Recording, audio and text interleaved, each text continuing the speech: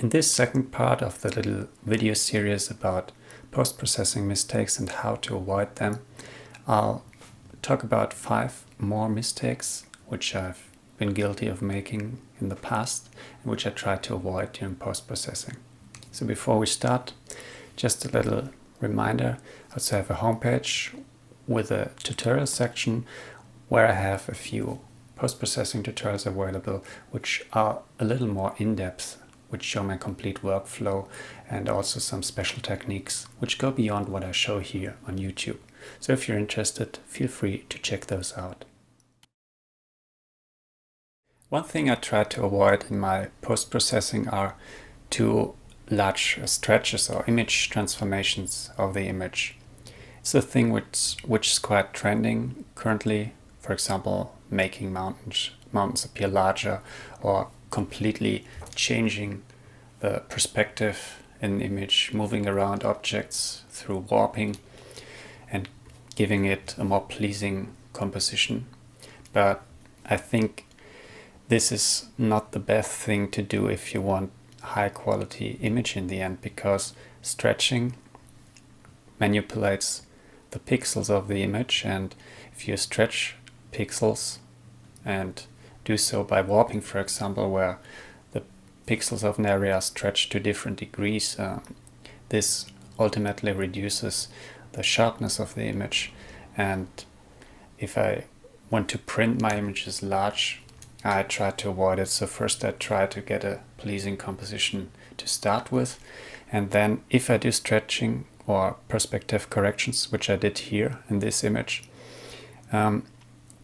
I try to mostly do even perspective corrections. For example, if I do the normal Control T for bringing up this transformation and then holding down Control, I can move this corner here and, for example, move up this corner, which is basically a perspective transformation.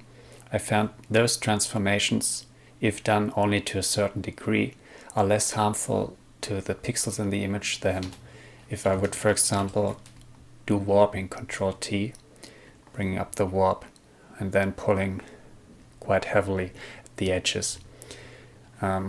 This is something I try to avoid, because although it might improve the look from afar a bit, if you get closer to the image, it might not look that good, because the sharpness is degraded in this part of the image. In general, when I'm working on my landscape photos, I work with luminosity masks to create my selections, or I just draw with a soft brush. But sometimes it might be beneficial to use hard selections. For example, for an image like this, where you have those rocks and this hard edge here, and you just want to target the sky or the rocks, a hard selection can help. And I could just take the magic wand tool and do selections here. And one thing to avoid is, well, one thing you should always do if you use hard selections is to go in really close afterwards and check it. Because here, for example, I have this hard selection of the rocks, and let's say I darkened the image, yeah, and I'm exaggerating a bit here. And if I now just looking at this image at like 50%, might still look okay. But what I should do, I go in at least 100 or 200%, and then I see those little fringes starting here. So this hard selection was actually a bit too hard, and I should improve it a bit with those mask settings here and not just apply it. And this happened to me a few times in the past. I was just in the flow of processing an image, working with the selections, looking at it in this size, or maybe at 50%, and then in the end, when I wanted to final sharpen the image, I moved in at 100% and I saw, oh damn it, there's those fringes at the edges, and I then had to remove it. So it's always important when working with hard selections to move in close and check it. So for example, to improve it, I could now go to the mask edge and set this to on layers, so I see the actual result. And then I could just use the smart radius, the edge detection here, and increase the radius a bit, because it's just like maybe 2 pixels where it's off. And then, oops, give it some time to calculate it. And this already improves the selection here a lot. You can then press OK. And now it's quite a good selection, which still has some minor defects down here, but I could easily fix this one defect by just using this dark layer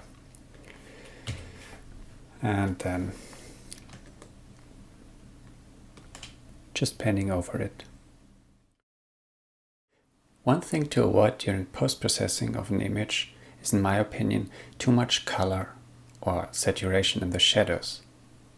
So, for example, this image, while I started here and then worked on contrast and further darkened it to this final result, I always made sure that the shadows don't get too saturated, because if you look at this starting point here, over all this image lies a subtle reddish glow. Also the shadows here, they have this magenta or red in it. And also what's quite common with shadows is a little blue tint in them. And if you then work on this image, adding contrast, darkening it, those colors in the shadows, as well as the other colors in the image and the highlights and midtones, get enhanced. And what I usually do during post-processing is frequently applying some saturation reduction to the shadows in the image to not get them too bluish or too magenta. If you have water or a reflective surface in an image, it's important to keep the reflection darker than the object that's reflected. For example, in this image where I have the sky, which I darkened during post-processing, and then we have this water, which is quite diffuse because of the long exposure, but it's also brighter than the sky. And while back when I processed this image, it looked quite nice and I wasn't really aware of it, but this doesn't look right. So, for example, if I now add a few layers to change it, making the sky a bit brighter and the reflection darker, for me this looks much more natural and much more convincing.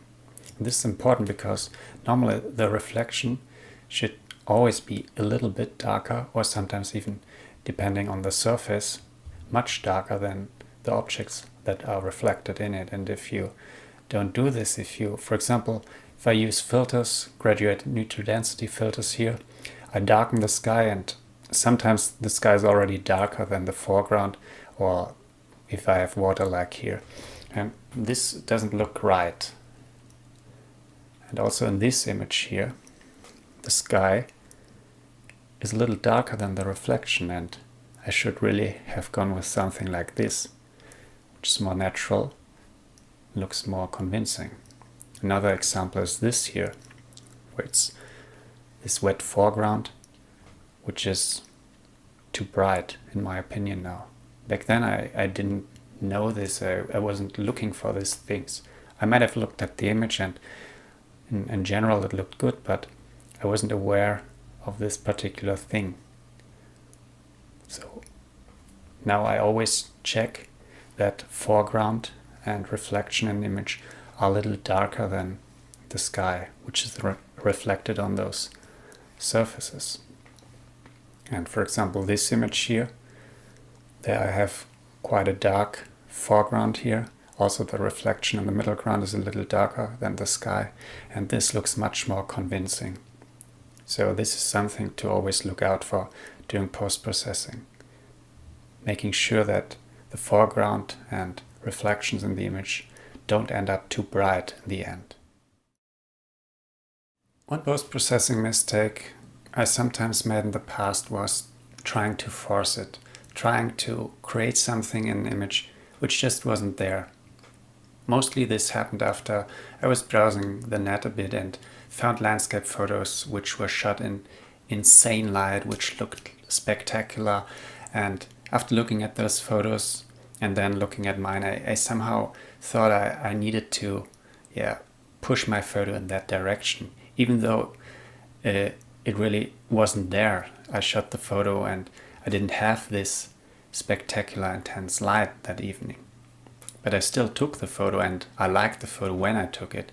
But then in comparison to some other photos on the net, it might not look that spectacular. At least this is the first thing when you compare it. But it's a mistake to then try to push this photo into a direction where it not belongs. It's better to work out what's there and what you liked about the scene in the first place. So let's, for example, look at this here. That's the final result. And this is a raw photo of that evening, or this year. So everything's already there. It looks spectacular, and I just enhanced it a bit, but still keeping the integrity of the photo. Then we have another photo which I shot here. It was in New Zealand. I just didn't get a glowing sky that evening, but I liked the scene. I had this foreground with this little tidal pool, nice rocks, a little beach in the middle ground, and also the clouds, they were lit nicely. And if I would now try to, because I browse the internet and see a photo like this, and yet try to push this photo somewhere in this direction by turning the white balance into making it more reddish or whatever, the end result, it just wouldn't fit. And maybe for a few days I would kind of like it because I still have this other image in mind, but after time this feeling goes away and you look at the image and it just it doesn't represent what you've seen. And for me it's always important to recreate the atmosphere in the image as I perceived it and staying close to that. So even though we don't have a glowing sky here, that's still a nice image. It's not that spectacular as the other image here. It's just something different, and it's okay to have a portfolio with some images which are spectacular, some others which may focus more on details. And you shouldn't always try to push your images in this poppy, glowing sky direction. Just work with what you have and also work on the details. And remember what you liked about the scene in the first place. And in this part, don't compare your photos too much to what you just saw on the internet, because this doesn't help you in processing. You should more have in mind what you experienced the day or evening you shot the photo. And this will mostly give you results which you like a lot longer than the constructed reality of some photos.